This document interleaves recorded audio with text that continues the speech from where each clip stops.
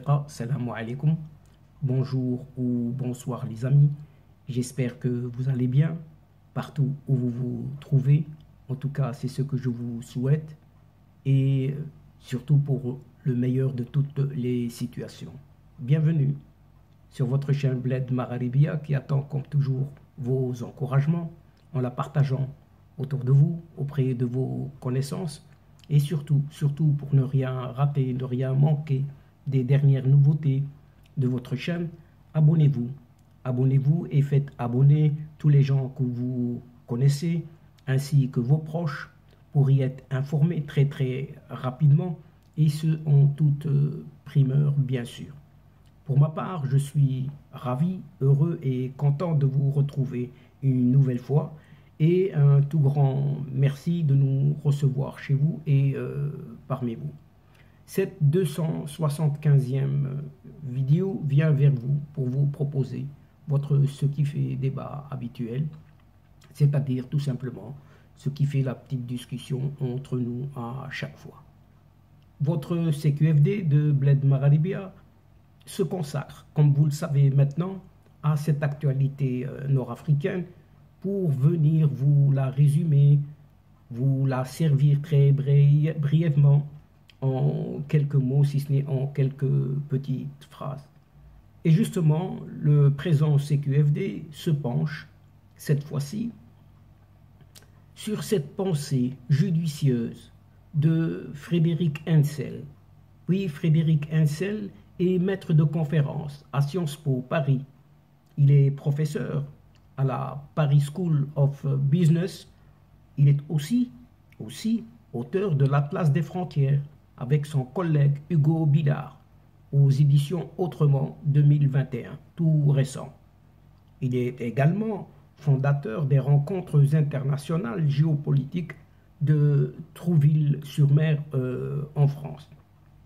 Et Frédéric Hensel n'en pense pas moins que derrière la brouille avec le Maroc, c'est surtout les mauvais choix qui ont été faits par les régimes successifs d'Alger. Et il n'y va pas par quatre chemins, en y apportant sa réponse à travers la question suivante. Comment expliquer la rupture des liens diplomatiques avec Rabat, sinon par l'amertume algérienne devant la réussite de son voisin. Tout simplement. Simple question.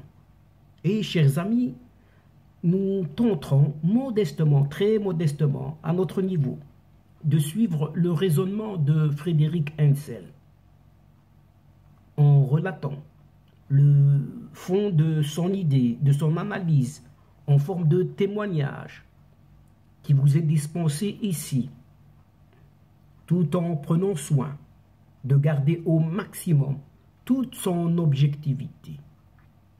En effet, dans la déclaration de Frédéric Hensel, nous pouvons y lire ceci.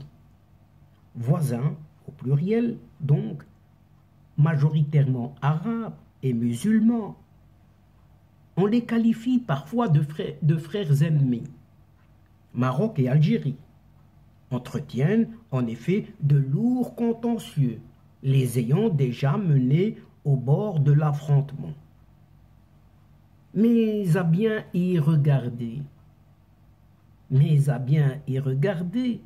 reproches et revendications proviennent surtout d'Alger, qui, en 2021, a fermé unilatéralement sa frontière et rompu des relations diplomatiques avec Rabat.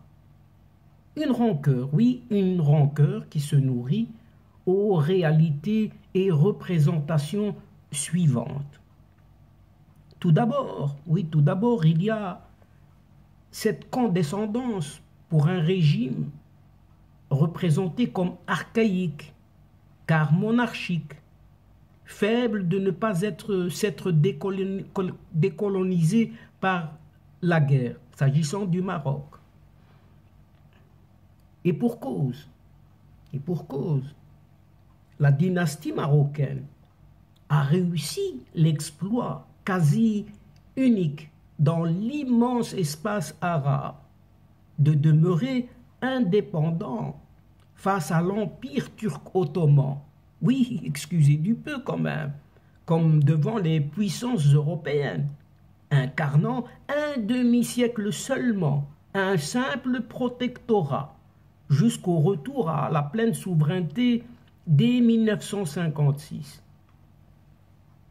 Cette posture à la fois viriliste, entre guillemets, et victimaire du régime d'Alger permet à cette caste de généraux ou de caporaux, de vieux caporaux, autrement dit de ces petits caporaux, en héritage, pris en héritage français, et qui sont au pouvoir presque sans discontinuer depuis l'indépendance, d'auto-légitimer sa propre férule, ce régime d'Alger donc, et la répression, toute la répression de toute contestation sur un nationalisme et un tiers-mondisme.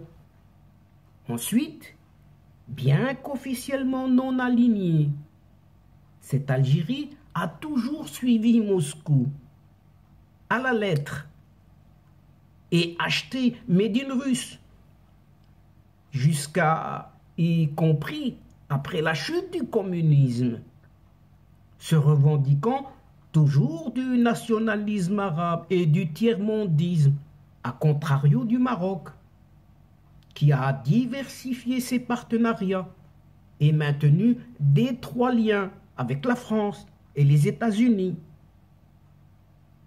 Or, oui, c'est tout récent, tout récent. Or, depuis la signature en 2020 par Rabat des accords d'Abraham, dits d'Abraham, aux côtés des Émirats arabes unis, du Bahreïn, du Soudan et d'autres, qui impliquent paix et coopération avec Israël.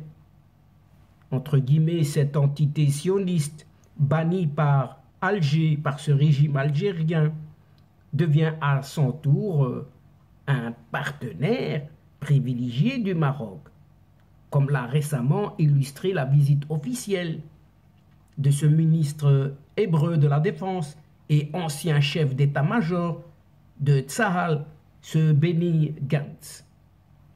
Enfin, le choix opéré par Mohamed VI de reconnaître non plus seulement symboliquement, mais aussi constitutionnellement, une triple culture dans le pays, une triple culture arabe, berbère et juive, exaspère ce pouvoir algérien. Ce choix, oui, exaspère le pouvoir algérien.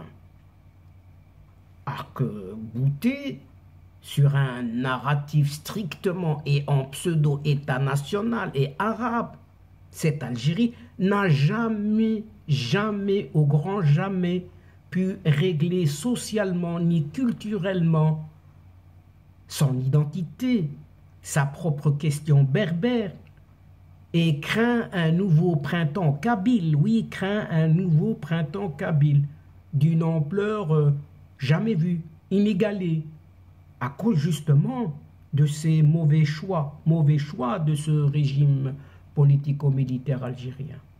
Enfin, oui, enfin, et peut-être surtout en termes géostratégiques, cette Algérie verrait d'un bon œil une bio-océanité, si on peut l'exprimer ainsi, océanité, c'est-à-dire une double océanité, autrement dit, avoir un accès privilégié à l'Atlantique, comme toujours espéré et comme toujours rêvé, via un pseudo-État sahraoui créé de toutes pièces, qui lui serait redevable, sinon inféodé, à la botte de cette junte politico-militaire algérienne, tant elle aurait soutenu ses promoteurs, bien évidemment. l'annexion et le solide contrôle du Sahara marocain, ce territoire ex-espagnol colonisé par l'Espagne. Donc le contrôle par le Maroc de ce territoire, déjà reconnu, ce territoire déjà reconnu par nombre de capitales, y compris désormais Washington, interdisent évidemment cette perspective. Plus prosaïquement, l'amertume récurrente de ce régime algérien ne provient-elle pas de l'échec d'un régime ayant adopté quantité de mauvais choix, que des mauvais choix depuis le début? Parmi ces mauvais choix, le rejet de l'apprentissage du français après l'indépendance, tout de suite après, qui a affaibli les capacités commerciales et l'aura diplomatique du pays. Les professeurs d'arabe importés, ramenés d'Égypte, tout de suite, avec eux le fanatisme de ses frères musulmans, en contribuant à la terrible guerre civile, oui, qui a donné le résultat de cette guerre civile de la décennie 1990. Un système économique rentier. Un système économique rentier uniquement pour certains, c'est-à-dire la caste dirigiste, et étriqué par le FLN, ce Front de Libération Nationale. Et l'armée, elle qui a plombé le pays, qui a plombé un pays pourtant riche en hydrocarbures, dont les retombées n'ont jamais bénéficié à la population. C'est le moins que l'on puisse dire. D'où la récurrence et la force des mobilisations sociales. Jusqu'au récent Hirak, un mouvement pourtant pacifique, ne revendiquant rien d'autre que l'instauration d'un état de droit constitué de civils. Et cette armée devrait rentrer dans les casernes, purement et simplement. Mais le jusqu'au-boutisme dans le soutien politico-militaire aux séparatistes dits sahraouis et dans l'intransigeance, oui, l'intransigeance inopérante sur le conflit israélo-palestinien qui isole davantage, un peu plus diplomatiquement, une Algérie déjà entourée à l'est et au sud d'États qui ont failli à leur tour. Mes premières victimes, la première victime est le peuple algérien. D'autant qu'en face, et comprenez ici le Maroc, sans ressources naturelles commercialisables, sauf les peu lucratifs phosphates, ce même Maroc a progressé en 2 décennies seulement sur les plans aussi bien de la diplomatie, des infrastructures ou du commerce. En Afrique subsaharienne, francophone notamment, s'offrant le luxe d'une chute sans violence du courant islamiste aux dernières élections législatives. Voyez bien donc, chers amis, Frédéric Hencel n'a effectivement pas été par 4 chemins pour nous offrir cet état des lieux de cette région qui n'est guère reluisant, du côté de cette Algérie, qui est désormais partie en vrille. Mais jusqu'où? Et seul l'avenir pourra nous le révéler, prochainement, peut-être. Et donc, chers adeptes de la chaîne, c'est ici que prend fin cette séquence, en prenant congé de vous, mais néanmoins, nous espérons vous retrouver très, très bientôt avec un immense plaisir pour vous relater d'autres thèmes, d'autres sujets lors de vos prochaines vidéo ou de votre CQFD, c'est-à-dire ce qui fait discussion entre nous à chacune de nos rencontres. Un tout grand merci pour votre confiance, votre fidélité, votre patience et surtout pour votre participation, de nous suivre et de nous écouter jusqu'au bout des séquences vidéo.